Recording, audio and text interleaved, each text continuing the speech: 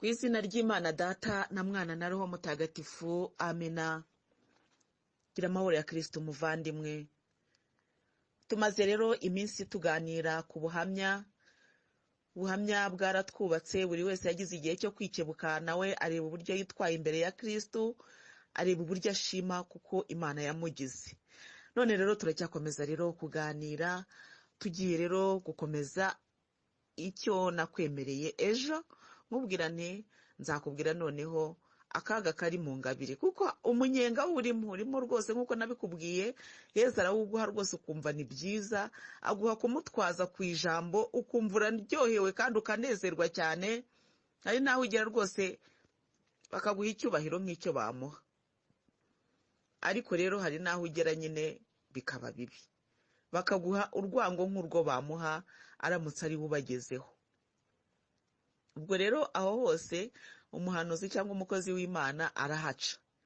Kandi twongere twibukiranye yuko umwambari w'umwana agenda nka se. Ubwo rero Yesu yaratubwiye ati, muzacaho naciye. Isi ni ibanga, muzajye mwibuka ko yanyanze mbere yanyu. Ndagiye kandi namwe muzaca mu nzira naciyemo. Ubwo rero uwo wose ni umurage Nyagasani yaduhaye, kandi uwo murage rero niba turi kuwucamo ntitukajye twinubira guca mu murage Yesu yaduhaye. Haleluya! Tujye twishimira guca aho Yesu yadushyize, kuko yahadushyize azi impamvu. Nuko rero muvandimwe, ndiho ngusobanurira, ni gukorera Yesu harimo umunyenga pe. Nuko nabikubwiye ejo, nagerageje kubijya imuzi. Birumvikana navuze bikeya kuri byinshi Yesu akora, kuko iyo ahemba neza pe. Njya mvuga ni Yesu yampaye lifuti. Iyo ndi kubwira abantu ndavuga ni Yesu yampaye lifuti. Yesu atanga lifuti pe. Kandi ntabwo agera ahantu ngo akubwire ngo ngaho sohoka mugezi iyo ujya, cyangwa se ngo agute mu nzira yikomereze. oya, Yesu aragutwara kandi akakugezayo. Haleluya! Ubwo rero muvandimwe, njya mbwira abantu ni Yesu yampaye lifuti. Ajya ayitanga akatwicaranya n'abakomeye, ajya ayitanga akaduha ku byo ashaka ko tumenya, wenda tutari no kuzabimenya, ajya abikora. Ubwo rero iyo umukorera ntabwo ubabara, kuko uba uvuga uti uko biri kose nubwo nababara uyu munsi ariko ejo nzishima. Haleluya! Niho rero twe dufite amahoro y'umutima, niho twe dufitiye amaso areba hirya y'aho ab'isi bo babona. Ab'isi bo babona ko ibyaba ari uyu munsi. Ni nawe yo mpamvu mu guhihibikana no kwiruka banahemuka, kandi ukabona guhemuka ntacyo babwiye, nuko baba bumva ko bari guharanira ibihembo byabo, bari gushakisha inyungu z'icyo bari gukora. Ariko twebwe tuzi yuko ibihembo byacu biri hehe? Hirya y'ahangaha. Ku bw'ibyo rero twihanganiye kubitegereza, kandi twihanganiye kugenda mu isi. Haleluya! Tubabara ariko twihanganye, kuko tuzi ko hirya y'ahangaha tuzagororerwa. Amina muvandimwe, ndizera yuko nawe ari kubibona. Nawe ubundi nutekereza ko ibyawe ari uyu munsi, uranarwana, uhaguruka uhagarara uti inyungu zanjye zirabuze. Niba utungutse uyu munsi, ubwo biraba birangiye. Niho rero ab'isi bahera baryoherwa isi. Isi iraryoshye we rwose, isi iraryoshye, ni ukuri narabibabwiye. Isi iraryoshye, ariko ntabwo twebwe igomba kuturyohera, kuko ibihembo byacu tubitegereje ejo hazaza. Haleluya! Muvandimwe rero nakubwiye niba tujya dusomera ku nkongoro ya Yesu mu buryo bwo kwishima, akadunezeza, akadusetsa, akatubyinirira, tugasinzira, akatugaburira tugasinzira, tukagwa ivutu, tugomba no kumenya yuko hari igihe yemera ko n'iyo nzara itugeraho. Hari n'igihe yemera yuko n'iyo mbeho itwica. Hari n'igihe yemera ko n'abo bantu baduseka ajya abyemera. Kandi kubyemera kwe ntabwo ari ukutwanga, ahubwo ni kubw'ikiza cyacu.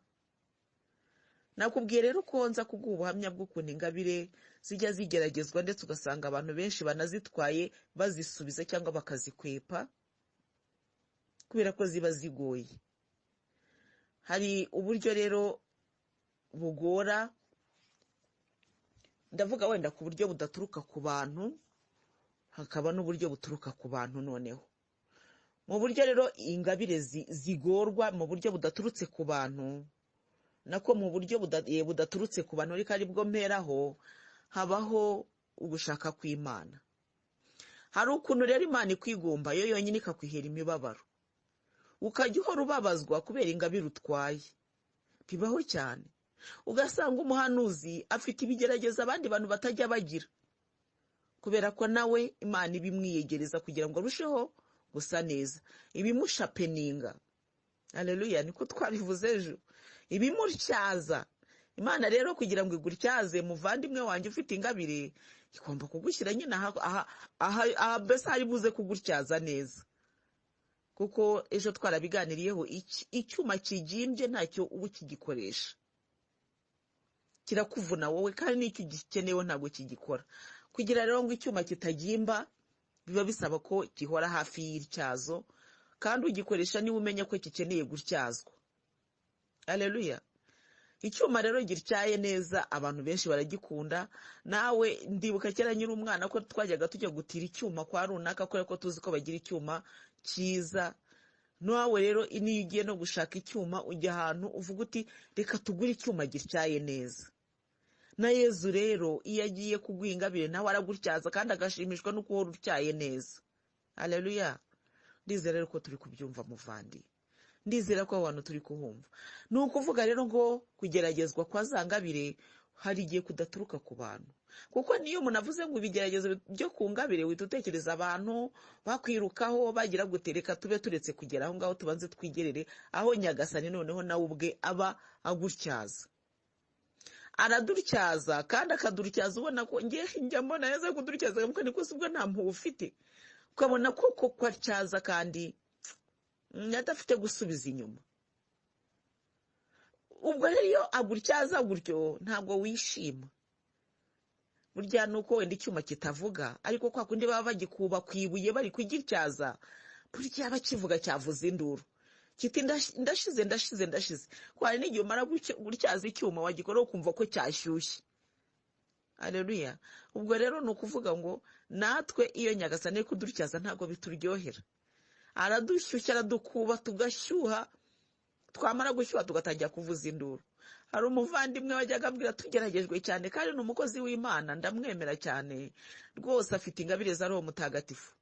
Noneho uwo mumama yajyaga ambwira ati, aterega mama, anyita mama, aterega ati Nyagasani ati azadukaranga ariko ntazadushiririza. Ko byagezeho twabanje kuvuga ngo yabwo azatubabarira ntazadukaranga. Ego ko tugiye kubona tubona yadushyize aho bakarangira. Noneho turangije tuza kubona yuko azadukaranga ariko ntazadushiririza. Bigeze aho no gushirira twumva twashiriye, naho yadushiririza niwe uzatwirira, ntazatumena. Haleluya. Kuko burya ibiryo bishiririye akenshi barabimena. Naho rero yadushiririza ntabwo azatumena, ahubwo azaba avuga ati iyi nyama yaryohaga ishiririye. Akaba anejejwe no kuba adufite gutyo. Ajya rero adutyaza cyane. Ibyo nibyo nakubwiraga muvandimwe, ajya adutyaza pe, akadutyaza mu buryo bumwe cyangwa ubundi. Mu bigeragezo rero duhabwa, ndavuga abakozi b'Imana wenda, cyangwa reka mvuge njyewe ku giti cyanjye, kuko wenda njye ndi gutanga ubuhamya bwanjye. Mu bigeragezo mpabwa hari byinshi njya mbona abandi batabona, kandi ibyo bigeragezo iyo bije ndabibona. Kandi ariko wongere wibuke tuganira ku ijambo ry'Imana ubwo twavugaga umuryango wa Isiraheli ubwo wavuga mu Misiri. Wibuke ko bageze ku nyanja, noneho amazi bagasanga Farawo abari inyuma, bagasanga amazi ariyo nzira yonyine bakagombye gucamo, ariko badashobora kuyicamo. Icyo gihe tubiganiraho narakubwiye nti niyo hazi icyago cyari kuba ku Bayisiraheli, kuko Abanyamisiri bagombaga gukora urwo rugendo kugira ngo mbese nabo bazabone icyabo. Natwe rero hari igihe Nyagasani ajya yemera ko ibyago bitubaho, akatugira nka Bayisiraheli, avuga ati wowe ubwawe urugendo warurangije, icyo ngiye gutanga n'ubuhamya kuri wowe, ariko bariya bakwirutseho nabo birakwiriye ko babona ikuzo ryanjye. Ni ukuvuga rero ngo Nyagasani yateye Abanyamisiri imbaraga, abatera ubushake bwo kwiruka ku Bayisiraheli kugira ngo abereke ko ari Imana. Icyo gihe rero muri urwo rugendo Abanyamisiri bari bafite imbaraga, Abayisiraheli bari bacitse intege kubera ko bari bageze ku mazi. Ariko Abanyamisiri bo bari bafite izo mbaraga zo kwiruka kuri abo bantu bashaka kugira ngo babagarure. Nyagasani rero ajya yemera yuko twirukwaho n'abaturusha imbaraga niko navuga, ariko abishaka yabyemeye kandi ku mpamvu ze bwite. Haleluya. Ku mpamvu ze bwite, kuko ntabwo impamvu ze azazigusobanurira, naho yaguzigusobanura zose ntiwazumva. None se abanyamisiri ntibirukaga bafite imbaraga? Mu nzira iyo baba bagenda, uwashoboraga kuvuga uti ngewe ngiye gutegeka bahagarare mu izina rya Yesu, reka ntabwo ari cyo cyabaye. Bagombaga kugera ku mazi Imana ikabereka iyo ariyo. Haleluya. Hari ibyo tujya duhagarika biri kutwirukankaho bikanga guhagarara. Ibyo ngibyo njya mbikubwira ukuntu nasenze nkajya mbwira Yesu Kristo ntiwambabare ukandinde kiriya kigeragezo kikajya cyanga kikaza kikanyikubitaho kandi nari nabimubwiye. Bijya bibaho rero ko yemera yuko abanyamisiri batwirukaho kandi bakatwirukaho bafite imbaraga kugira ngo abereke uwo ari we, kandi ngo abereke nawe ubutoni ufite mu maso ye. Haleluya. Ko burya Abayisiraheli, impamvu Imana yemeye ko abanyamisiri babiruka nuko Abayisiraheli bafite ubutoni mu maso y'Imana. Haleluya. Kenshi rero hari igihe wirukwaho muvandimwe n'ibikwirukanka hatari ukuri mubi, ahubwo ari ubutoni ufite mu maso y'Imana, nkuko Abayisiraheli byabagendekeye. Haleluya. Icyo tujya tucyumvikanaho. Bityo rero ntukabona umuntu ageragezwa ngo uvuge ngo iyi ngo niyumva, ariko ubundi ngo ko ari umukozi w'Imana ngo buriya bimugendekeye biti.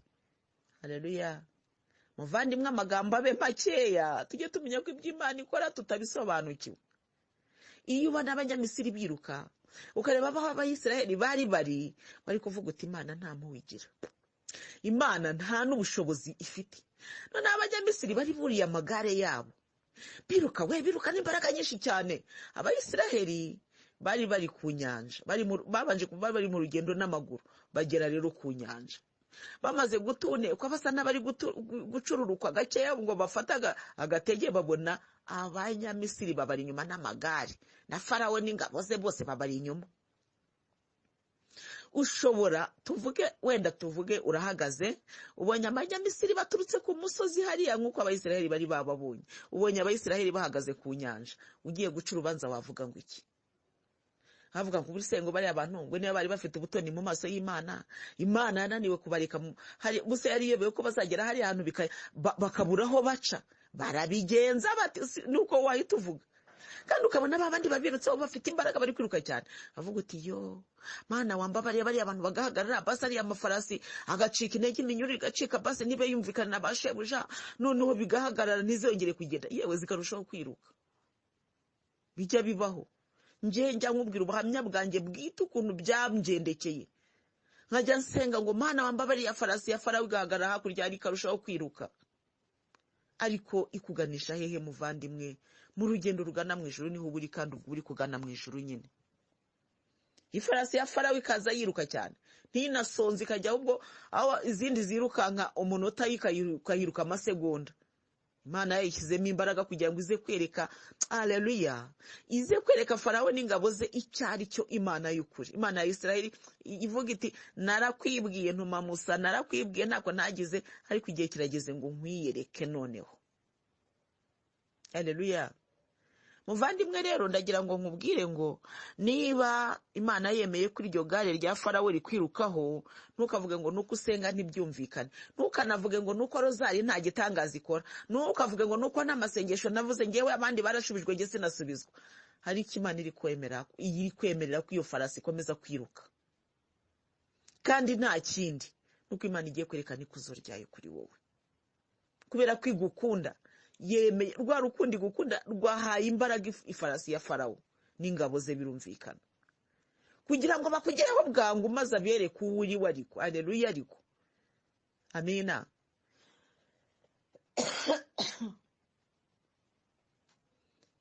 Muvandimwe, ibyo ngibyo ni ibintu byumvikana, kandi Nyagasani akomeza, haleluya, kuturwanirira intambara zikomeye kugira ngo adukize, ayerekane n'abo turi bo, higa nawe yiyerekane. Kuko iyo bavuga ngo umukozi w'Imana, ni ukuvuga ngo ni umuntu ukorera Imana. Ibyo narabivuze ejo. Ni ukuvuga ngo umushahara uhabwa nande? N'Imana. Ubwo rero Imana ibigira ngo ikwereke ukuntu yo itanga umushahara. Birumvikana cyane ko igihe uri kwirukanka muvandimwe, kandi ubwo n'umushahara uba uri guhabwa. Kuko umva, reka turebere ku rugendo rw'Abayisiraheli. nibwo uri bwumva umushahara nyagasani aguha muri uwo mubabaro. Abayisiraheli bahaguruka kwa Farawo bagenze urugendo rurerure n'amaguru. Haleluya. None Abayisiraheli bageze ku nyanja babuze uko bambuka, ariko hagati aho ngaho bari bategereje Imana bari kumwe na Musa. Bahageze nibwo baburaga uko bambuka, ariko ntacyo byari bibatwaye, kuko bumvaga wenda bavuga batahwi tuvuye mu buretwa reka duturiza aha ngaha. Bo bari bazi ko ari aho ngaho bagomba kuruhukira, ariko Imana yo mu ijuru kubera ko yari izi aho iyo ibajyanye n'iki iri bukore. Haleluya. Yemeye ko Abayisiraheli mu kanya bari baryamye basa n'abari gutunekwa, kubera ko bari bamaze igihe bagenda n'amaguru birukanka bahunga Farawo. Bagiye babona ngo uriya Farawo araje n'ingabo ze n'amafarasi ye, mbese ngo ingabo zose yari yazizanye, ngo abakomeye bose bo mu gihugu cye yari yabazanye. Haleluya. Kuko Imana yari izi ikigomba gukora. Nubirebera aho ngaho rero uraza gusanga Abayisiraheli bari mu mubabaro wo kubona Farawo inyuma yabo, ariko Imana yemeye kubacisha mu mubabaro kuko yari izi ikizakora. Haleluya.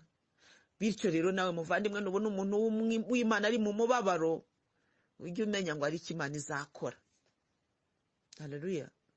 Twebwe rero twamaze kumenya yuko umuntu wese uri mu mibabaro nta sengesho rye. Ese hakuzi ko wa muntu ngo yarwaye, wa wundi ukora za audio, ntuze niba akorera Imana kuki itamurinze kurwara? Siko wabitekereza? Ejo nkaba nakubwira ni yewe ni waruzi n'ikindi, noneho nasaraye burundu sinzongera kuvuga ngo uneze ngo Imana ngo kuki itamurinze kurwara. Hari n'umuvandimwe ambwira kwako se ngo ko wavuze wenda ngo wagize inyota, kuvuga ngo Yezu ntiyari yaguhishuriye ko aho uri bugira inyota. Oya, turi ku isi turi abantu. Haleluya. Nuko rero icyo nakubwiraga muvandimwe wanjye nkunda, nuko umubabaro tugomba kuwucamo, kuko niko Nyagasani yabyemeye kandi biranditse. Igihe cyose tukiri mu isi turacyafashe umwanya mu ntambara. Haleluya. Muvandimwe nizeye kuri kubyumva ibyo ngibyo ndi kuvuga. Nuko rero Nyagasani Imana ajya yemera kudutyaza ku giti cye bwite, atari ukuvuga ngo n'undi muntu ngo wagiye kukurega ngo ni shitani yabyitambitsemo. Oya, hanika kureba ikavuga itoya, iri garade ufite niri gufi ndashaka kukuzamura mu igarade, kukongerera ipeti. Ati cyo jya ku ikosi, akakoherezayo ku mpamvu ze bwite, ko ashaka kukuzamura. Wagera ugakubiti kukambara ubusa, bakagutuka bakakurega mu nama y'umudugudu, ese yewe bikakubera bibi. Ubwo wenda ubwo ni urugero rumwe mba nafashe muri nyinshi, ariko Yezu Kristo byose akabyemera, akemera ko uwo muntu ahaguruka iwe akagera aho ngaho ntuyambuka akagerayo amahoro nta kibazo, yabyemeye. Akemera yuko bigenda gutya, akemera ko abaguhombya bakugeraho, akemera yuko baguhombya 1 2 3 4 5, yabyemeye. Kubera iki? Hari icyo abagiye kuvuga. Kandi nkunda Yezu, ntabwo akunda kuvuga yongorera, avugira ahagaragara, nk'uko avuze ati teka navugiye ahagaragara, bamujyanye imbere ya Pilato. Pati ngaho tubwira ibyo wakoraga. Ati nta na rimwe nigeze mvugira hiherereye, abanyumvise niba bari bo bakubwira ibyo bumvise mvuga. Haleluya. Iteka navugiye ahagaragara. Amina. Haleluya. Muvandimwe, Yezu Kristo niko yavuze, kuko nta na rimwe avugira. Iyo rero avugira ku karubanda kandi akabikora, kandi iyo yagushyize ku karubanda muvandimwe, ujye umenya ko ari nawe uzongera kwambikirwa. Haleluya. Bandi bamenye ko wambaye ubusa baba bazanamenye ko wambaye imyenda noneho y'igiciro gikomeye. Yezu Kristo azi kuturata. Iyo arya turata, yaratubwira ati ni mubanjye nanjye nzabarata. Abana ko mwami mbure kukurata ari wowe, mbuse wowe wandatuta, ariko arakurata. Agira gutya akagenda, ariko mwari muzi ko akana kanje kajya kaberwa n'ikamba, akabanza kugushyira ku karubanda aho bose bazakubona ko wambaye ubusa, ku mutwe wawe nta kamba ririho. Bamara kubona ko nta ririho, akamanuka akariterekaho, bose bakabona ko rigezeho. Haleluya. Ariko haleluya muvandimwe, bakabyibonera. Amina. Bose bakabyibonera. Ariko mbere yuko ikamba rijyaho, umutwe uba nta kintu cyari kiriho. Kuvuga ngo ikamba rijyaho, ariko hariho ubusa. Niyo wambaye ingofero tuvuge, mbere yuko wambikwa ikamba, ingofero uyikuramo ukayirambika hariya. Bivuga iki? Nyagasani mbere yuko akwambika abanza kukwambura, kandi akakwamburira hehe? Kuri bose babireba, kugira ngo niwambara bose bazamenye ko wambaye, bose babirebe babimenye. Haleluya. Muvandimwe nuko nguko bimeze. Ajya yemera rero kudukubitira ku karubanda, yarabyemeye cyane. Narakubiswe ngiye ubwo numva mvuga gutya, ejo nakubwiye ukuneza kuri sijya mwega amahoro rwose nkasinzira. Ariko hari igihe ajya agira gutya akajya kuntyaza, yamfashe mu kaboko agiye kuntyaza, rero ndavuga ni ndapfuye birarangiye. Yarantyaje Yesu, yarantyaje, arangije aranamfuhira. Uzi ko Yesu agutyaza yarangiza akanahagarara ku nguni izo arizo zose zishobora guturuka mu marayika wagutabara, akahagarara kugira ngo atagira n'umuntu uza kuza ngo aje kugukura muri ayo mazi utararangiza kwiyuhagira. Gahagarara ukarira ukavuza induru, agahagarara Yesu kugira ngo atagira umuntu uza kuza akabyivangamo. Arahagarara rero akabuza abantu kugutabara no kukugeraho, akabuza yewe we n'uwaguha amazi akamubwira ati buretse. Haleluya. Nge narabyiboneye. Nagiye mu bucuruzi mfite inshuti nyinshi pe, najyaga nibwira, ngewe najyaga ntekereza ngavuga ni Imana nta kibazo nagira, inshuti mfite zirahagije. Noneho najya gusenga, nakumva ikibazo kije ngavuga ni ndabwira abatowe baramfasha, nta kibazo. Batowe barankundaga pe, bakankunda bakandwanira ishyaka kuko ndi mama wabo, ninjye mama w'abatowe. Narakubwiye n'abatowe bafite papa na mama, iyi dufite papa ariko nanjye ndi mama. Ubwo rero nkaba mama wabo w'iyo mbaga nyine. N'abantu benshi, reka ntugire ngo ni abantu 2 cyangwa 3, ndavuga bonza ariko nabonye n'amaso, ariko kandi barakiyongera. Nuko rero nyira aho ngaho hari n'amuvandimwe wambwiraga ati mama rwose ndagusaba umbere mama spirituel. Ndamubwira ni humura wisaba icyo wahawe, kuva tumenyanye nahise mba umubyeyi wa roho yawe, kuko nta kindi cyanzanye iwawe ni ukukubwira iby'agakiza. Nuko rero muvandimwe nkavuga n'abatowe bazabikora kuko barankundaga, kandi nanjye nkumva ntabwo navugaga ngo reka njye bazishyura. Oya, ntabwo ari cyo navuze ntabwo icyo sinigeze ngitekereza, kuko hari ikintu nacyo mba ngomba gusobanura kugira ngo cyumvikane neza. Yesu Kristo yarambwiye ati uretse no kuba umusirimu n'ibikugira we nzabiguha, ariko ntiyigeze atuma njya gutega akaboko gusabiriza. Ndamushima cyane. Yampaye igikundiro, icyo ndakikubwira, ampa gukundwa no kubahwa no kwizerwa. Abantu baranyizera pe. Umuntu akaza akambwira ati rero mama, dore ngiye mfite amafaranga ntacyo ndi kuyakoresha, yafata uyambikire, cyangwa se yafata uyakoreshe ninyakenera nzakubwira. Abo nari mbafite. Ariko wa muntu yazayakenera wenda ukaba utarayabona, ubwo akajya hehe agafata vuvuzera sinzi ntamuyizi, agatangira kuvuga ukuntu mama yahemutse. Nuko bumva bavuga ijambo ry'Imana ariko nabo barahemuka, yantwariye amafaranga kandi nuko ubwo nandi kukubwira rero ukuntu nyine navugaga ni wenda bw'abatoye bazantabara.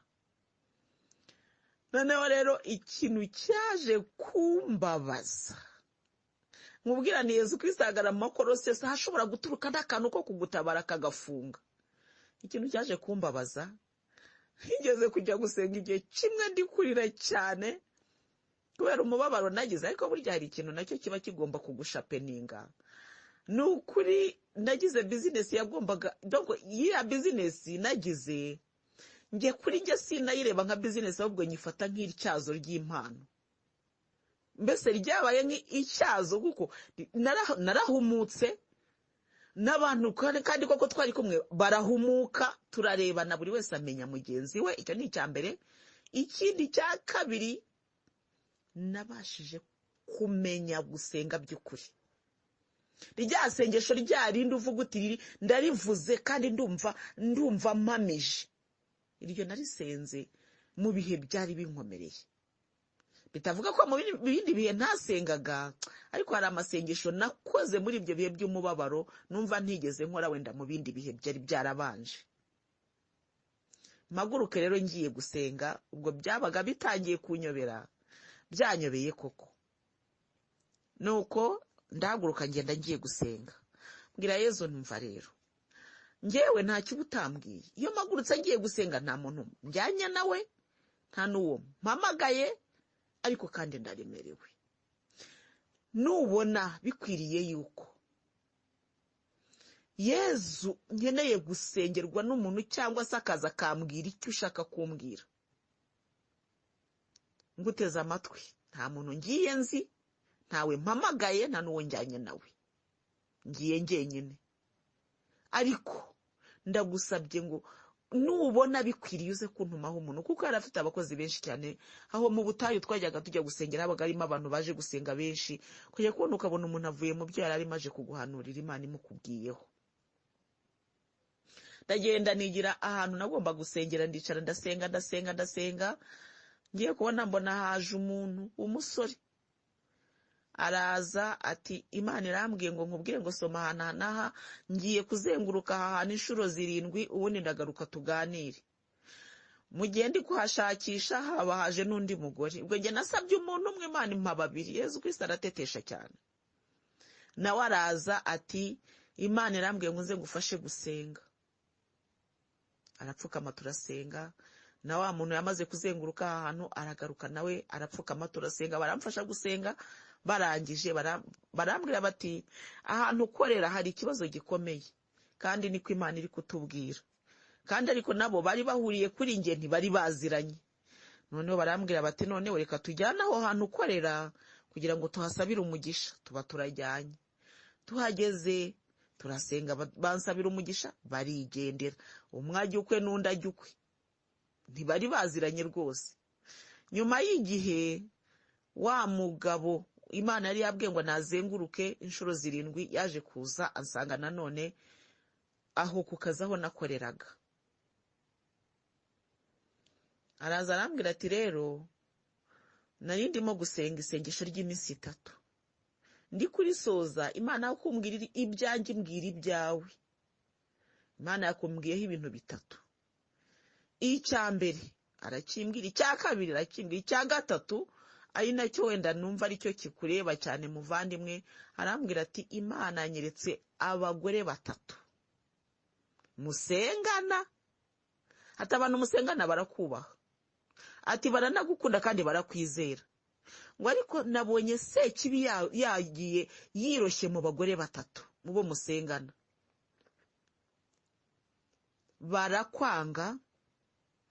barakwanga kandi barangije bakwangisha nabo musengana.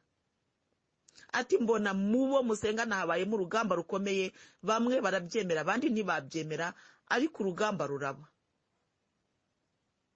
Ubwo ariko uko yabimbwiraga numvaga abeshya, nukuri mva ku mutima navugaga numva rero Nyagasani, jewe uyu muntu ndumva ari kubeshya. Burya hari ubuhanuzi buza ukumva buri kubeshya, ukumva bukubeshya kubera ko atari byo watekerezaga. Ni nko kuba uri kurambagiza umukobwa cyangwa se mugiye gukora mariage bakazakubwira ati ariko nubwo mugiye kubana kandi ubwo mwarakundanye, akubwira ukuntu ari wowe zuba ry'umutima we, nawe ukavuga ko ari wowe muti w'ibitotsi bye. Ubwo se bakakubwira ngo uriya ngo muzakora divorce. Ubwo se wavuga utahubwo wowe ubivuga uri umusazi wagize ishyari. Ubwo nuko wagize ishyari kwitwa ishyari, mbese nukuvuga ngo aba yavuze ibyo utatekerezaga ko bishoboka. Nanjye rero kwa kukuntu abatowe twakundanaga, ukuntu twaruhukanagaho, mbese buri wese aruhukira kuri mugenzi we, n'abandi mu batowe nkumva ndanezerewe cyane, numvaga ibyo bitashoboka. Noneho yabivuga nkavuga uyu nguyu ashobora kuba wenda amaze iminsi yiyiriza akaba yamvangiriweho, ariko sinabitinzeho ngo wenda ngo mvuge ngo arabeshya weya. Navuze numva rero Mana, nibi bintu niyo byanaba bitankuye umutima nta bizaba. Ntabwo napinze cyane kuko ngiye ubutumwa bw'Imana kubera ko nanjye mbutanga. Ntabwo burya ngewe njya menya gupinga abahanuzi cyangwa ngo mupinge mukomeretse oya, niyo ari umuntu wanyobeyeho rwose mubwiza ukuri nkamwereka inzira nziza kandi akagenda yishimye. Erega niba tugomba kubiba amahoro, tugomba kubiba amahoro ahantu hose. Ubwo rero arangije arigendera.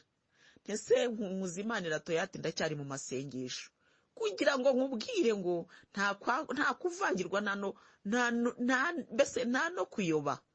Byari ukuri. Aragiye hashize igihe gitoya rwose, babagore baraduka ariko Yezu Kristo araza arabambwira, mbwira n'amazina yabo, anyereka nuko bari kubigenza. Abagore baradutse barahaguruka pe, bamera nk'abameze amababa. Burya rero shitani yinjiye mu muntu areba nkayo kandi akavuga nkayo kandi agakora nkayo. Impamvu uvuga ko ari shitani yabinjiyemo nuko uwo muntu yari yambwiye ati shitani igiye kujya mu bagore batatu bayiteza abandi bantu musengana. Iyo shitani rero yabagiyemo, abagore barahaguruka barankanurira, abagore baramvuga, yewe we baramvuga, bajya mu batowe baratinyuka. Ariko mujye mutekereza ukuntu shitani ari mbi. Abantu banyita mama, ndi mama wabo, ndabyemera, nabo barabyemera. Mu mashimwe ntibashobora gutanga ishimwe, narabikubwiye ukuntu batashoboraga gutanga ishimwe papa na mama badahari, kuko niyo mabwiriza Yezu yari yarabahaye. Ariko barangiza bakarenga kuri ibyo, umuntu agahaguruka ati arababeshya ngo ni mama wahe. Tekereza kugira ngo umuntu atinyuke, ni nko kwinjira mu rugo rwawe akajya kuvuga ukuntu atari we mugore wo muri uru rugo, cyangwa atari we mubyeyi w'abana bari muri urwo rugo. Mbese ni nk'aho ari kimwe, nubwo tutabagaho mu buryo bw'umubiri, ariko ndabiha ikigereranyo kijya kumera gutyo ngo wumve mbese icy'Imana yubatse n'icyo uwo muntu yashenye. Abagore barahaguruka, nta n'umwe muri bo mfitiye ideni cyangwa se mfitiye n'amafaranga, nta n'uwo nayasabye rwose ngo wenda yanyime, ariko mu by'ukuri nayamusabye. Bagenda bavuga bati rero mama yabaye umutekamutwe. Nakubwo ntabwo yari akiri mama, yabaye uwo mugore. Muvande, ibyo ngibyo rero Yezu Kristo, impamvu nabivugaga mbyerekeza kuri Yezu, se nabivuze mbyerekeza kuri abo bantu, yemeye ko hahandi natekerezaga gutabarwa hatumaga iteka mporana n'akantu ko kumva ngo gutabarwa kwanjye kwaturuka hariya, aho arahafunga kugira ngo ibyiringiro byanjye bibe hehe? Kuri Yezu wenyine. Ariko ibyo byose bijya kuba, nagiraga gutya Yezu akaza akabinyereka. Mu mayerekwa menshi cyane nagendaga ngira, Yezu akaza akancira amarenga, akambwira ngo nuca mu mazi ntacyo uzabona, ariko amazi nzayacamo ryari? Sinzi koga, sinjye njya kuri pisine, nzayo mazi nzayacamo ryari? Ati nunyura no mu muriro rwagati ntabwo uzagutwika, ntuzashya, ngo n'indimi zawo ntacyo zizagutwara. Ariko nzaba naciyemo njyahe mu muriro rwagati, nzaba njyahe? Sinkora mu nganda. Mbese ubwo ari ukuntu Nyagasani akubwira ukabutangira gushakishiriza hafi aho. Mu gihe ndi kubyibaza kongera akabimbwira, byageze ubwo Bibiliya nyifata ahandi Yeremiya 43 mparambura ku gitanda cyanjye, kuko iteka uko nasengaga n'iryo jambo nahabwaga. Mparambura ku gitanda ndavuga nti Mana, nzajya mpahabwa ntonge no kuhatombora, kuko mbese nta kintu cyari kiriho, nta shusho nari narashyizeho, ariko n'iryo iteka uko nabaga nasenze nahamije n'iryo jambo nahabwaga. Yezu rero akajya anyereka, naba ndyamye akanyereka, nta cyane atanyeretse, ahubwo nuko hari ubwo atwereka icyo tudashaka ntitukibone. Akanyereka ndi mu mazi, akanyereka ndi kureremba mu mazi, akanyereka ndi guca mu mazi pe, nkabibona. Ariko nkabona ngo aho nagiye gukandagira hatebera, ngo nkajya kubona nkabona hajeho nk'ibuye ngakandagiraho, nkabona ndambutse, abantu bagatangazwa nuko nambutse. Ibyo rwose nkabibona, ngo abantu bakavuga ngo ariko uzi hari ahantu wari ugiye guca, ngo buri hari habiwe, ngo ari kurohama.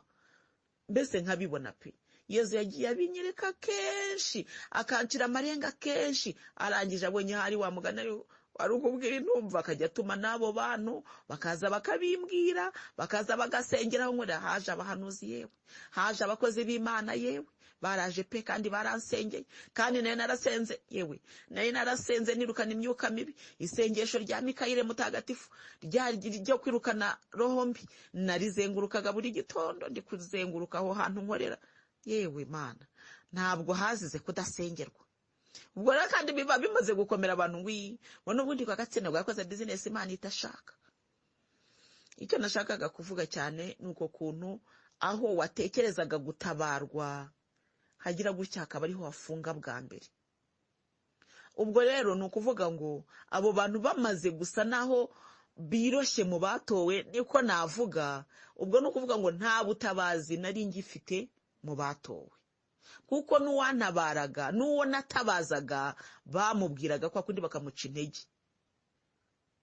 Ubwo rero ugasanga noneho nabaye inkuru. Cya gihe nari mama, ariko icyo gihe noneho nabaye inkuru. Ntabwo wenda bishobora kukorohera kubyumva, ariko byarabaye pe. Abagore barahaguruka bamera amababa kandi banyitaga mama. None igihe kimwe ngo bajya gusura umuntu, noneho barangije ngo nguriya ngo ni umutekamutwe, bavuga ibintu byinshi. Noneho uwo muntu ageze atari kose koko sindi uwatowe, ariko ngewe ndabagaye ko wumva uwo muntu mwita mama ari mama wanyu, kuki mutamusanga ngo mumubwire?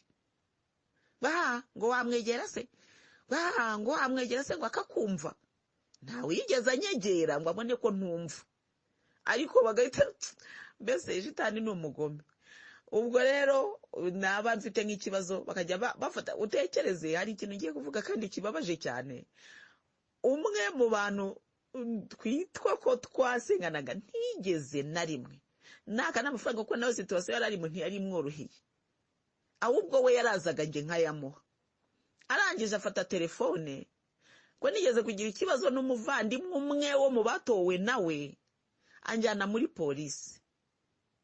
Ibyo bintu rero ntabwo nkunda kubivuga cyane, ariko ndabivuze kandi Yezu ambabarire. Ntabwo mbitindaho, ariko byarabaye. Yezu warakoze. Mu nyanja zitukura twahuye waranyambukije,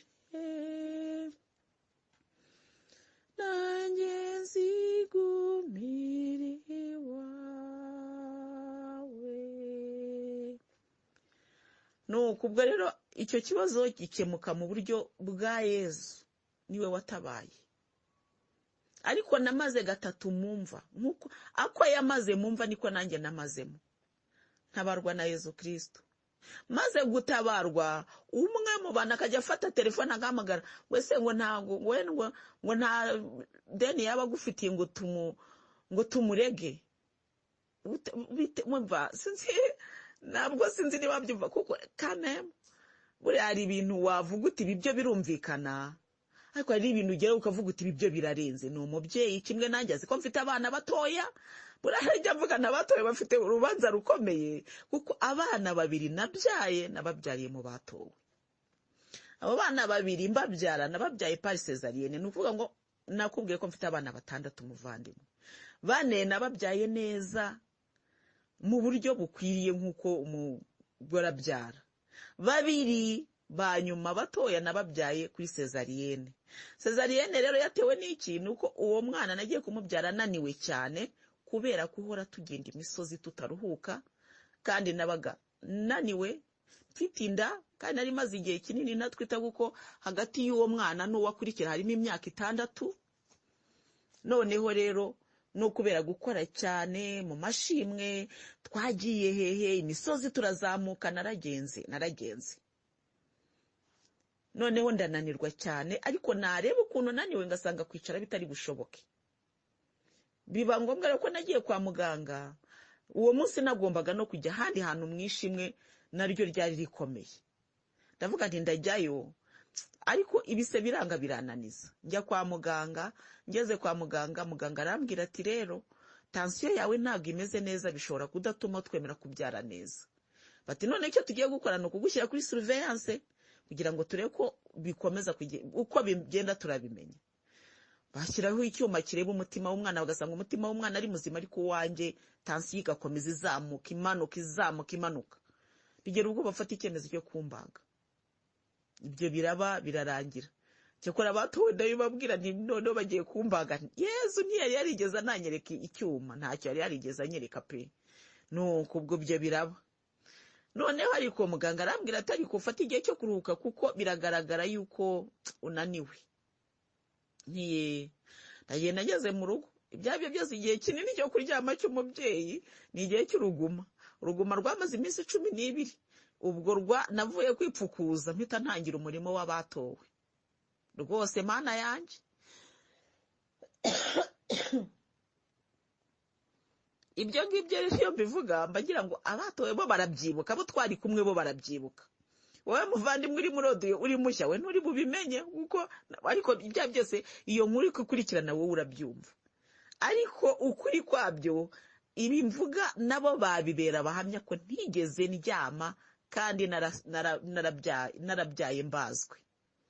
Nahite se nkomerezaho dukomeza umurimo twari twaratangiye nyine wivuga butumwa gukorera Imana turi mu kazi ka Yezu, kandi ariko ntabwo nigeze mbabazwa no kugakora. Ariko iyo ntaza gufatanya wenda nabo nashoboraga kugenda gakeya kuko nari kuba wenda ntafite byinshi nsabwa. Icyo gihe burya kuyobora ni ikintu gikomeye. Kigiye nasaga nayoboraga itsinda, n'uyu munsi wenda ndariyobora, ariko uyu munsi aho bitandukanye nuko Yezu yampaye ka pause, ubu ndi muri pause. Ariko icyo gihe bwo nayoboraga kandi nyobora abantu benshi kandi bose bashaka ko tubageraho. Ndizera yuko aho ngaho cyumvikana. Noneho rero nahise mpaguruka turakomeza mpita ntwita undi mwana ukurikiyeho kuko hagati y'umwana wa mbere n'uwa kabiri abo bombi nyine batoye harimo umwaka umwe gusa. Ariko icyo nacyo ndakivugaho ntabwo byantunguye kuko niko nari narabwiye Yezu ko hagati y'abana banjye hagendaga harimo imyaka myinshi, bigatuma mvuga nti birakwiriye yuko noneho abangaba habamo mikeya kugira ngo bazakurane. Nukuvuga rero ngo ntabwo byantunguye cyane. Nuko ubwo rero umwana ukurikiyeho nawe namusamye muri iyo tansiyo kuko yaramanukaga ikongera ikazamuka, ntabwo yari yakabaye nziza, ndongera nyisamiramo nkiri muri wa murimo. Noneho iya kabiri yo byabaye bibi cyane kugeza ubwo muganga ambwira ati turagomba gusurveya ibiro by'umwana, nitugira amahirwe ibiro by'umwana bikuzura turahita tumukuramo, kuko bashoboraga no kumukuramo mbere y'uko ibiro binuzura. Ndavuga ariko ngewe ubwo bo bapimaga bashyiraho tensiometre bagasanga tensiyo yazamutse cyane, ariko ngiye nkumva nta kibazo. Ariko nkajya atari kuvuga ngo no kwihagararaho ngiye nabwiraga Yezu ntabwo ibi ni iby'abaganga, ibi ni ibyuma, ariko mu ijuru hari icyuma kiruta ibi ngibi kandi nicyo kiduhagazeho muvandimwe. None se nabaga ntagiyeyo ko nabaga nyifite kandi simbimenye, ariko naba nagiye kwa muganga icyuma kigasona bati umuntu ahubwo ntaryame, nkavuga ari nuko nagiyeyo. Kandi rero abo twari kumwe mu buryo bwo gukorera Imana mu buryo bw'ubuyobozi bwa groupe, ibyo byose nabaga nabibabwiye babaga babizi. Muri ibyo rero hazamo na ya business, ni ukuvuga ngo gutwita, kubyara, business, kwiga, kuyobora groupe, byose biri ku mutwe wanjye. Hariho n'inshingano z'urugo nyine birumvikana. Ibyo rero byose bifatanyiriza hamwe kumvuna pe, biramvuna cyane. Kandi noneho rero babana ni ukuvuga ngo nababyaye abatoye bazi n'ubwo buzima twari turimo ko twarajyanaga mu misozi twabaga turi kumwe. Ariko nje kugira ikibazo, bamwe muri bo bagahaguruka kujya kungambanira kugira ngo babana babure umubyeyi, babandi batoya nabyaye muri bwa buryo babure umubyeyi. Noneho abadafite icyo babikora bagahitamo kugira gute, kwirebera ku ruhande ngo bazumve uko byakemuse, bimyoza bavuga ngo ubwo nyine nta kundi. Yezu araza arambwira ati ariko ataba abantu baranakubeshya, ubundi bagukunda gute? Ati maze harabaza Yezu Kristo yasanze aho narindi ndikurira, arambwira ngo maze goreka nkubwire ngo ngiye kukwamuraho amasengesho adafite n'umumaro. Umuntu aravuga ngo Mana ngo mama umurindi, ati ayebe wahuri telefone yawe niba yarayigerageje ikamunana mu rugo rwawe ntahazi. Ari igihe rero tujya tugira amasengesho y'ibinyoma, umuntu akakubeshya ko agukunda ariko atakukunda mu by'ukuri. Ubwo rero icyo kintu abatowe bagihagazemo, simvuga bose, mvuga abatowe ntago ari bose. Ahangaha rwose mumbabarire, uwatowe wese ambabarire kuko ndi gutanga ubuhamya bw'ukuntu Nyagasani agenda aziba imyenge yose washoboraga gucishwamo gutabarwa noneho ugasigara uhagaze na Yezu wenyine. Haleluya. Naho njyewe ndi kwivugira gusa, ntawe ntuzi urutoki, nta n'uwo mvuze izina, kuko abatowe ni imbaga iyobowe n'Uhoraho. Ntabwo Sekibi yagombaga kwihagararamo ngo abigenze uko yabigenje, kandi yarabikoze kandi byarabaye. Haleluya. Maze ibyo ngibyo reka twe kubitindaho, habayeho intege nkeya. Ariko kandi ikibazo nagiraga cyose njye narakivuga ko mu nyumvuko niko mva, nta muntu uzavuga ko ikiyambayeho yakiyobewe, kireze tutahuye ngenda bimabwira. Habwa nariko muzi ntakaga ndimo, bati yo, bati komera, bati nuko gusengera nabi nkabibereka. Kandi noneho ikintu cyanejeje ngewe cyatumaga mpagarara neza nuko numva nabonaga ibibazo bimbaho bitari ntago byari mu ruhande rwanjye, nta ruhare nabigizemo kugira ngo abayobozi b'akarere nakoreragamo banyibasire. Ahubwo habayeho ba bantu bagira ishyari, bagiye kuntangira raporo itariyo, cyangwa se bagiye kumbeshyira, cyangwa se kundeguzwa ibitariho mu karere, bituma meya nyibasira. Ibyo rero na abavandimwe bari babizi. Ubwo nari gukora icyajya tuvuge, njye nari gukora iki kugira ngo bitaba? Ntacyo. Icyari gisigaye rero nuko nari gutabarwa, wa mugani n'inshuti n'abavandimwe, kuko nararanguraga meya kabaraje, bakamena inzoga, bakirukana abakiriya, abantu bakagenda n'amacupa. Niba naranguje miliyoni ngakuramo nk'ibihumbi 200. Ibyo bintu byabaye inshuro enye, kandi ngomba kwishyura ruwaye buri kwezi, kandi ngomba guhemba abakozi, mbese umva business imeze gutyo. Nta ruhare nabaga nabigizemo, suko nabaga nanyweye ngo nasinze we, ahubwo habaga hariho shitani ivuruga ibintu. Abavandimwe bakaba babizi ko byabaga ku karubanda, abantu bose babizi. Ubwo rero ibyo ngibyo navugaga mu buryo Nyagasani ajya yemera ko adushapeninga, akadushyira ahantu ngiye navuga ngo muri izorema, aho uzasigara na Yezu wenyine ari we murebana gusa. Cyajyaga binyereka, akanyereka ngwa mu mazi, mpagaze mu mazi, iburyo ibumoso, imbere hejuru, bidashoboka, hasigaye honyine gutebera.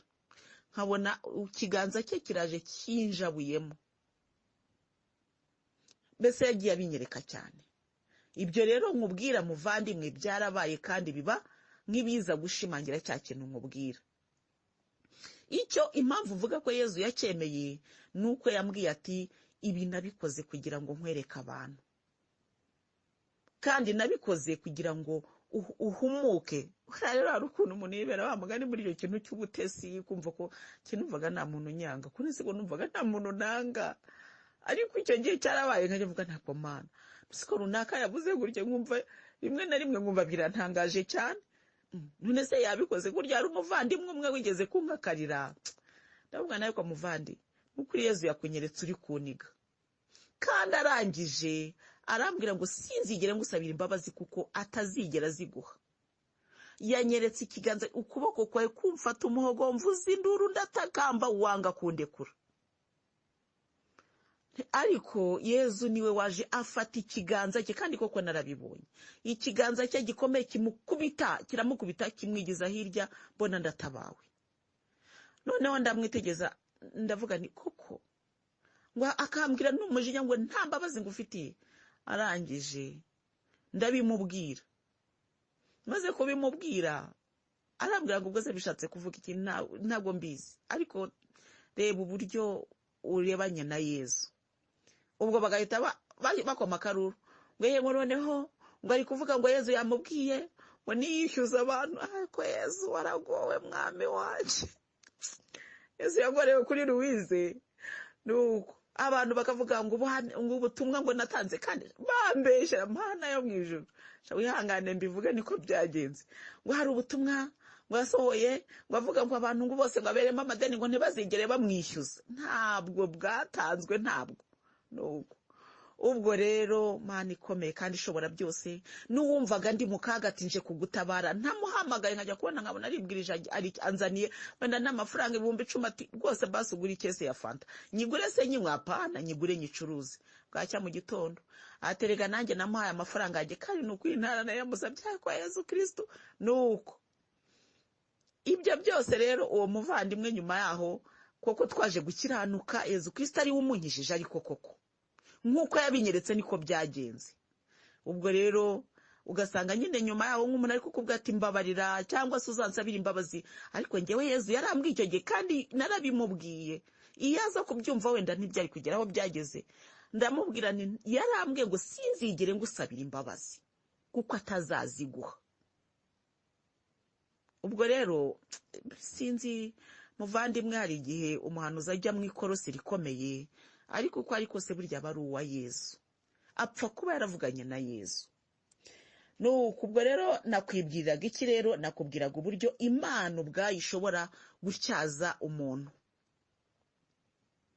Ubwo ndi kukubwira mu kaga k'impano izi ngizi wowe uba uvuga ariko ngo nanjye wazima. Hari igihe ngiye umuntu ambwira ko ariko wazima, nkavuga nti ni ukuri yaba byashobokaga ngo mbe nguhaye kuri izi ngizi, kuko njyewe impano nkeneye cyane ntabwo ari ukukubeshya, niyo kwibanira na Yesu gusa.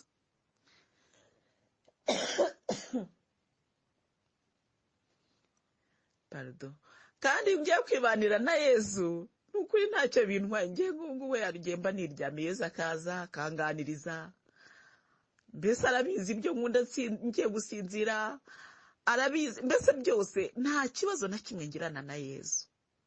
Ngewe rero aje akambwira ati ngewe nzajya nibanira nawe, ibyo kwigisha ijambo ry'Imana mbyihere runaka, ngiye ntacyo byaba bintwaye.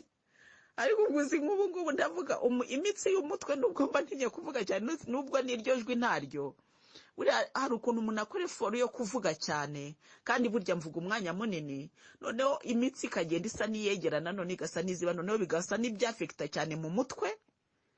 Ndi kukubwira ibyo ndimo, bikafekta mu mutwe, noneho ko ngira ikibazo cya hypertension bigafata no mu bitugu, ku buryo ndangiza gutegura audio ntabasha gukebuka ameze nk'uwarwaye ibikanu.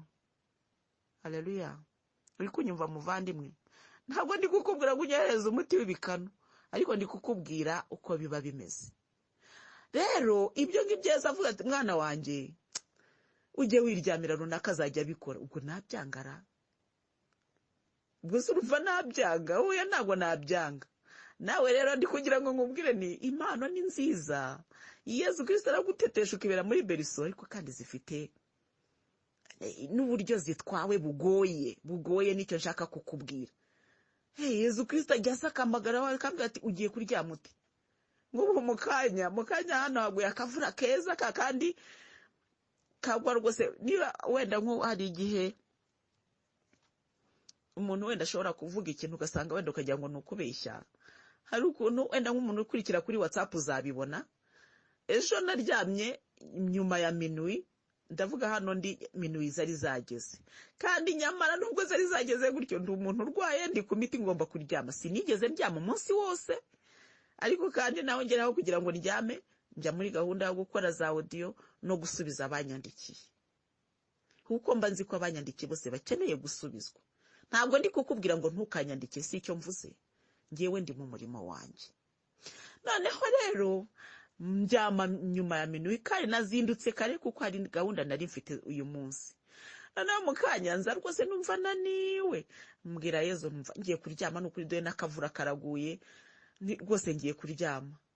Numva nindyama gutegura audio biri buze kumbera ikibazo mu gitondo, ndavuga neka nzitegure ndyame zirangiye. Haleluya.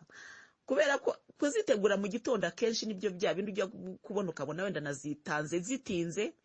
Hari nubwo ngira ko ku kibazo cya network, ariko hari n'igihe ngira ikibazo cyo kuba ntarazitegura. Iyo nziteguye mu gitondo rero byanze bikunze zizakugeraho zitinze, kubera ko mba nzitegura nyine nanjye nkerereweho gake, bitewe n'utugahunda twa mu gitondo tw'ubuzima bwacu busanzwe. Ndizere kuri kubisobanukirwa. Ntabwo rero uyu murimo ari umurimo woroshye, nicyo navugaga. Niba Nyagasani nanjye ansanze akambwira ati teka ibi mbigukureho mbihe runaka, nakwishima ntacyo byantwara, kuko ibyanjye ngewe nkeneye kugira ngo njye mu ijuru ndabifite.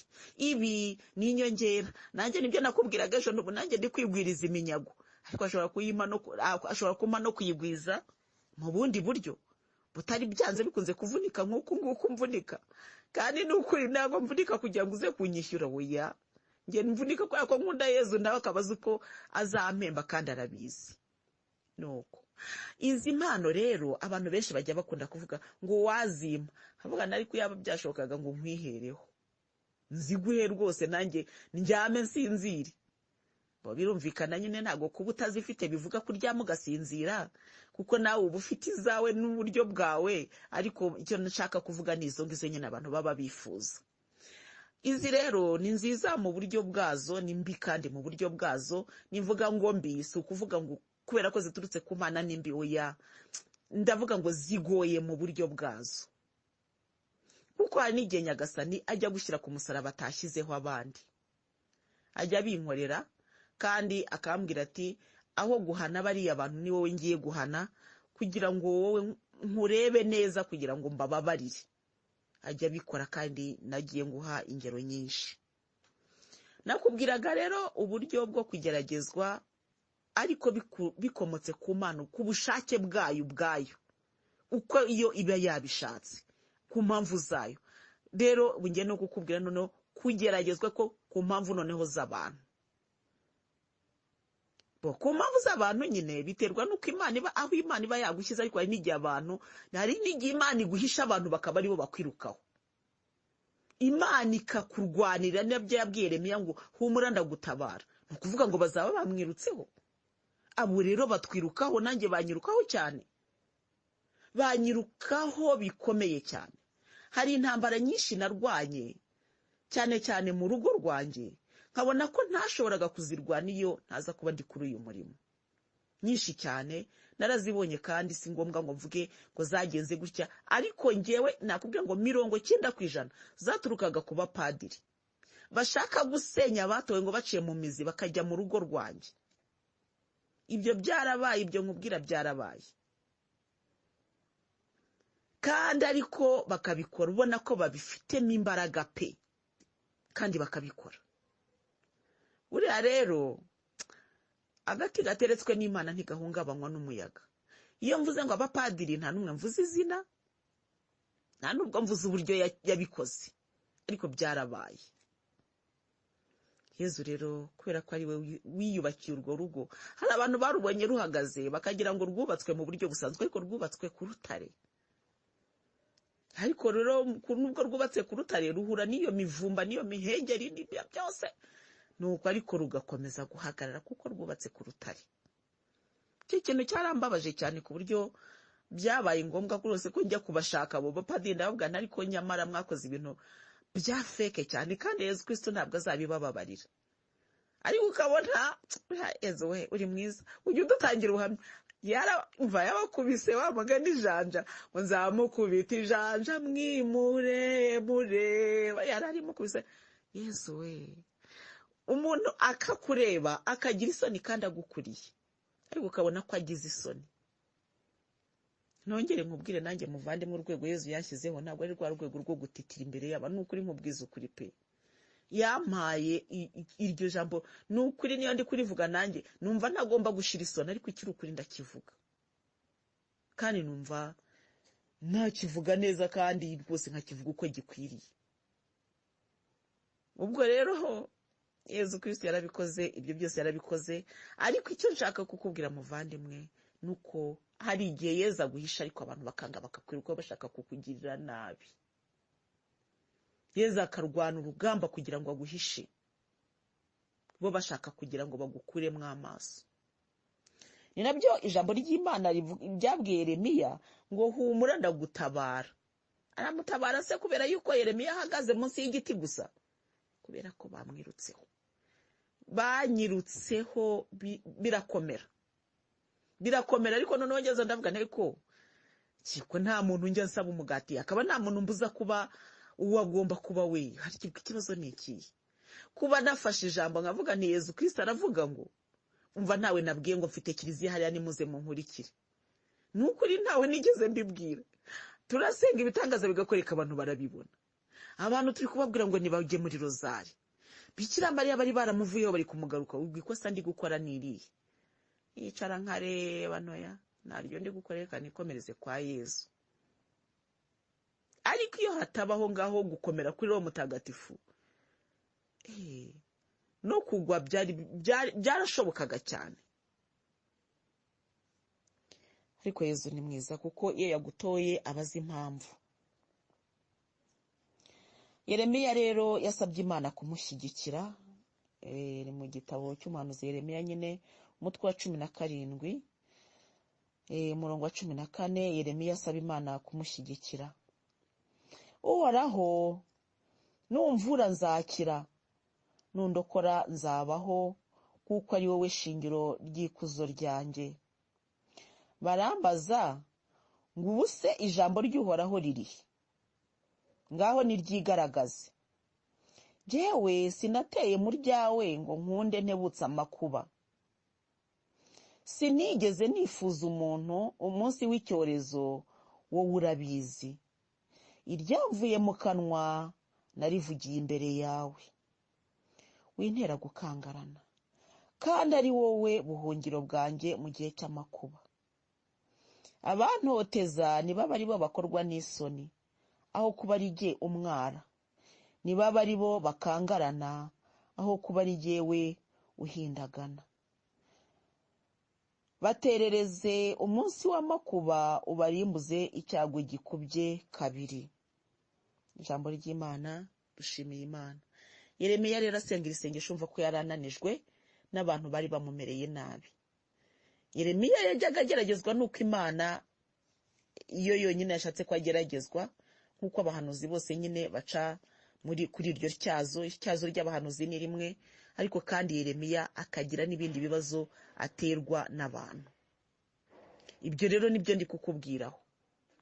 Mu bibazo rero abantu batera abandi harimo nyine ibyo byo guhinyurwa, kwangwa, kuvugwa, mbese byinshi cyane. Yeremiya rero nawe byamubayeho, niyo mpamvu ndi kwifashishira ijambo kugira ngo tuhasome neza, tuhasobanukirwe. Yeremiya yerurira Imana ko ananiwe. Muvandimwe rero hari igihe kibaho umuntu akananirwa. Byarabaye nanjye ndananirwa, mbwira Yezu nakubwiye ko ntazasubira inyuma. Ariko ngirira ubuntu ingabire uyihagaritse mbanze mpumeke, ko ndananiwe pe.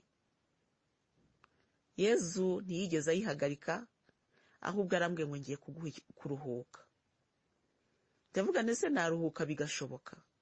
Narebaga ibinkikije n'ibintu bindeba byose ngasanga ntashobora kuruhuka. Arambwira ati kubera ko ari njye bivuze nzabikora. Cya kiruhuko nakubwiraga rero yarakimpaye n'ubu nkirimo. Kugeza ku isaha azashakira niho nzagisohokamo. Nukuri nkirimo pe. Nkirimo kandi nkirimo pe. Ntabwo nzigiye nzagisohokeramo, ariko ikiri cyo nuko kuruhuka Imana yabimpaye kandi birashoboka. Kuruhuka udapfuye birashoboka. Yeremiya rero yageze ubwo yerurira Imana ko ananiwe. Yeremiya umutwe wa 20 mu gitabo cy'umuhanuzi Yeremiya nyine umutwe wa 20 yabanje kuva ku murongo wa mbere hakubwira ukuntu Yeremiya yaziritswe ku nkomanizo z'umuryango. Umva ko ari ikibazo gikomeye. Noneho Yeremiya amaze kuvanwa kuri izo nkomanizo nibwo yeruriye Imana ko ananiwe, nubwera ku murongo wa 7.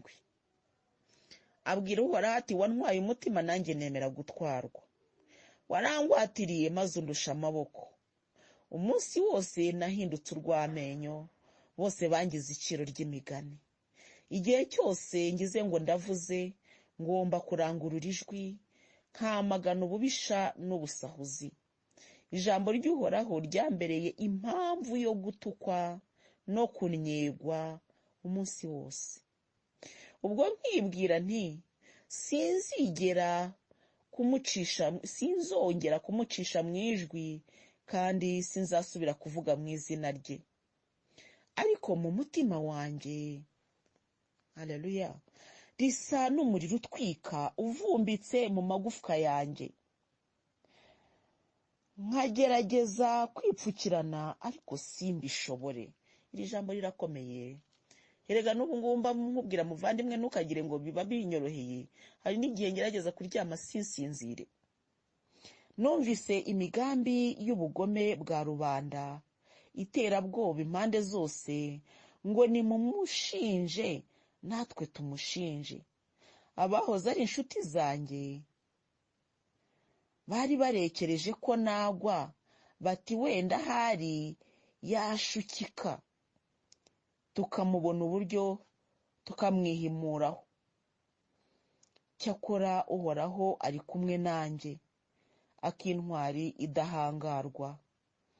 Abanzi banjye nibo bagiye kudandabirana batsindwe, bazakorwa n'ikimwaro cy'uko batsinzwe, bazahorane ikimwaro iteka, ubutazabyibagirwa. Uhoraho Imana umugaba w'ingabo, ni wowe uzi imibereho y'intungane, ugasuzuma umutima n'ibitekerezo bye. Nzareba ukuntu uzabansindira, kuko ari wowe naragije akaga kanjye. Nimuririmbe Uhoraho, mumusingize, kuko yaruye ubugingo bwanjye, ubugingo bw'umuzigirizwa mu minwa y'abagiranabi. Uragatsindwa umunsi navutseho, umunsi mama yambyayeho urakabura umugisha. Aragatsindwa uwagiye kubwira data ngo wabyaye umwana w'umuhungu, agasabwa atyo n'ibyishimo. Uwo muntu arakaba akaya migi, Uhoraho yoretse ntacyo yikanga. Ahore yumva induru ya mu gitondo n'urwamo rw'intambara ku manywa y'ihangu. Yanze kunyicira mu nda ya mama, ubwo mama yari kumbera imva, nkamurigitiramo ubuziraherezo. Ubu se koko mama yaba yarambyariye iki, kugira ngo nicwe n'ishavu n'agahinda? Iminsi y'ubugingo bwanjye iherekezwe n'ikimwaro. Ijambo ry'Imana. Dushimiye Imana. Uhoraho rero yamaze kumva isengesho rya Yeremiya, aramusubiza birumvikana, ariko iri sengesho ririmo iki? Amaganya. Aya magambo ngo umunsi mama yambyaye wungura akavumwa, ushobora kuyumva ukavuga utara aya yararemereye cyane. Iyo ariko hari igihe gaca mu mutima ukavuga utari byari kurutwa niyo ntavuka hari. Iyo ukumva njye nakiza cyakora ntabwo nigeze mvuma umunsi navutse, navumye uwo natangiriyeho akazi. Avuga ni Mana ubonye iyo sinzi yewe. Mbese nkumva ibyo bintu iyo ngira amahirwe simbe narabikoze. Ariko kandi njya kubikora ni Yezu wari wabimbwiye. Ibyo narabikubwiye. Ariko bigera ahantu ukicuza ukavuga uti siyo menya ntanabimbwire. Ubwo rero muvandimwe ndagira ngo nkubwire nti turi kumwe mu rugendo rugana mu ijuru, tuzakomeza kugenda tuganira. Ariko iyo umuhanuzi ananiwe abwira Imana ati ndananiwe. Kandi ntabwo umuhanuzi apfa kunanirwa, bari impamvu zamunanije. Ubwo rero tugiye gutandukana twemeje ko tugiye gusengera abahanuzi tuzi nabo tutazi, kugira ngo batazananirwa bakarekura ko kurekura k'umuhanuzi ni ukuvuga ngo ni ugutsindwa kw'imbaga. Usomye iki gitabo cya Yeremiya, Uhoraho yamuhaye igisubizo yahaye umwami Sedekiya. Yeremiya ahabwa igisubizo yahaye abahanuzi b'abaherezabitambo batabikwiye. Mbese ni ukuvuga ngo nyuma y'iri sengesho Yeremiya ntiyahagaze. Rero iyo Imana imwumvira ikamuhagarika, ni ukuvuga ngo aba bose ntibari gukira nyuma y'iki gihe, cyangwa se ibi byose ntibyari kuba. Bivuga iki rero? Kunanirwa k'umuhanuzi ni ugutsindwa kw'imbaga, kuko ubuhanuzi bubereyeho imbaga kurusha uko bubereyeho umuntu ku giti cye. Tugereho kurangiza dufashe umwanzuro wo gusengera abahanuzi bose, kugira ngo Roho w'Imana akomeze abagenderera. Imana iguhe umugisha, ku izina ry'Imana Data na Mwana na Roho Mutagatifu. Amena.